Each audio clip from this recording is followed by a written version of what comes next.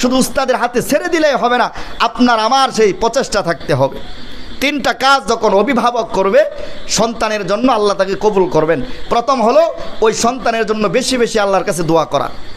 যে মা বাবা সন্তানের জন্য দোয়া করে, সন্তানের জন্য দোয়া করলে তো আল্লাহ দোয়া কবুল করেন, ঠিক কিনা বলেন? হাদিসে আসছে, নবী বলেন যে মা যখন সন্তানের জন্য দোয়া করে, দোয়া করতে দেরি হয়, সন্তানের জন্য মার দোয়া কবুল করতে আল্লাহ দেরি করে না। 1 নম্বর। 2 নম্বর, যে মাদ্রাসায় আপনার সন্তানটাকে দিছেন ওই মাদ্রাসার ওয়ালার সাথে সম্পর্ক লাগাইয়া দিবেন। যে উস্তাদের কাছে পড়তেছে উস্তাদের সাথে একটা মহাব্বত আর ভালোবাসা দেখাবেন।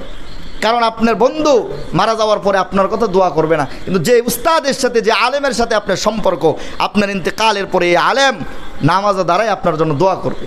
এজন্য যেখানে দিছেন, যে মাদ্রাসায় দিছেন, মাদ্রাসাকে মহাব্বত করবেন, ভালোবাসবেন।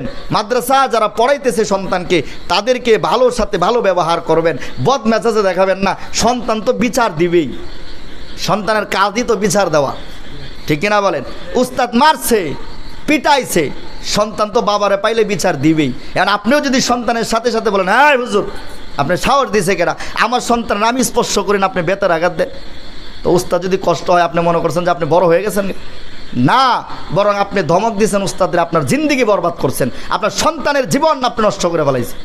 তখন আর জীবনে উস্তাদ লেখাপড়া করলেও কোনোদিন সন্তানের দিকে তাকাবে না, কারণ পড়তেছে, আসতেছে, পড়তেছে, যাইতেছে, যাক না, যে সন্তানের কারণে আমি ধমক খাইছি এই সন্তানের পিছনে মেহনত করা আমার দরকার কি?